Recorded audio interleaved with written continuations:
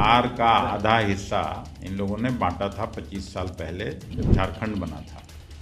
झारखंड के में भी चुनाव हुआ था और इसी तरह की बात भारतीय जनता पार्टी। यहाँ का चुनाव पिछला बार भी हम लोग जीते थे, लेकिन ठीक है, अंतिम समय में 100, 200, 500 वोट से हम लोगों के 12-1 दर्जन से ज़्यादा उम्मीदवारों को हराया गया। नमस्कार, आप लाइव सिटीज देख रहे हैं। आपके साथ मैं हूं वसीम खान। देखिए, कांग्रेस के बिहार प्रदेश अध्यक्ष अखिलेश प्रसाद सिंह ने देखिए बड़ा दावा किया है, दावा भी जीत का। मुख्यमंत्री नीतीश कुमार पर आज गुस्सा फूटा अखिलेश प्रसाद सिंह का, खूब गरजे। देखिए, अखिलेश प्रसाद सिंह ने स्पष्ट रूप से कहा कि इस बार मुख्यमंत्री नीतीश कुमार की विदाई तय है। देखिए, पिछले बार का भी आंकड़ा बता रहे हैं, वोटों का आंकड़ा बता रहे हैं, किस तरीके से सरकार बनते बनते चूक गई और चूकने का कारण भी बताया है। सबसे पहले आप अखिलेश प्रसाद सिंह को सुनिए। तो अब जिस तरह के तो रिस्पॉन्सिबल आदमी हैं, एक रिस्पॉन्सिबल ब्यूरोक्रेट हैं, उनकी बात का अहमियत है और अगर वो कुछ कह रहे हैं तो सीरियस बात है। तो भारतीय जनता पार्टी का क्या कारगुजारी है ये लोगों को समझ में आ रही होगी।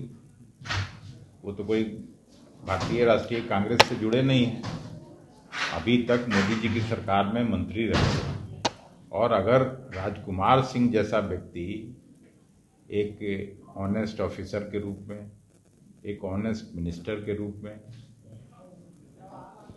वो होम सेक्रेटरी रहे, यहाँ भिन्न भिन्न विभागों के सचिव रहे, पटना के कलेक्टर रहे, तो उनके जैसा रिस्पॉन्सिबल व्यक्ति अगर कुछ बोल रहा है तो ये साफ समझ में आती है कि भारतीय जनता पार्टी किस तरह से काम करती है। उसका फायदा तो कांग्रेस पार्टी को, महागठबंधन को ही हुआ।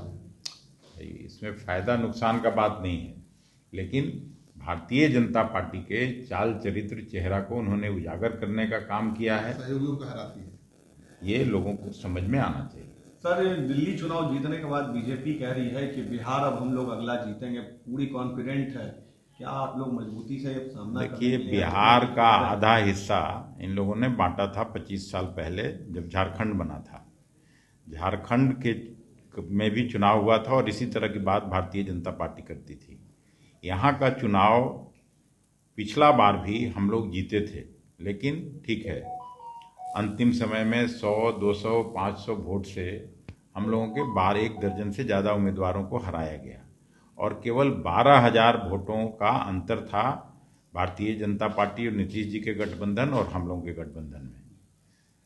नीतीश जी पिछले 5 साल से किस तरह से सरकार चला रहे हैं और किस तरह से उनको भारतीय जनता पार्टी अपने हाथों की कठपुतली बना के शासन प्रशासन चला रही है, ये बिहार के लोगों को अच्छी तरह से समझ में आ चुकी है। तो इस बार मैं कोई कारण नहीं देखता कि यहाँ हम लोगों की सरकार नहीं बनेगी। यहाँ राहुल गांधी ने भी सवाल खड़े किए, चुनाव आयोग की नियुक्ति पर जिस तरीके से न्याय को चुना गया मेंबर में, वो भी कोई भी सेंसिबल व्यक्ति जो इस देश का नागरिक है वो सब कुछ देख रहा है और आने वाले चुनाव में निश्चित रूप से बिहार में उनको सबक मिलेगा। मायावती ने राहुल गांधी के गठबंधन के प्रस्ताव को ठुकराया है और कांग्रेस को जातिवाद और दोगले चरित्र बताया है। मायावती जी अभी इरिलेवेंट हो चुकी हैं भारतीय राजनीति से, और उत्तर प्रदेश जहां वो पार्टी चलाई हैं और जहां के मुख्यमंत्री रही हैं, वहां के लोगों ने ही उनको नकार दिया। उनकी बात की अहमियत क्या है? तो आपने सुना, कांग्रेस का जिम्मेदारी और बड़ी जिम्मेदारी बिहार की अखिलेश प्रसाद सिंह के कांधे पर है। स्पष्ट रूप से कहते नजर आ रहे हैं कि बिहार की जनता सब जानती है और इस बार जीत महागठबंधन की होगी।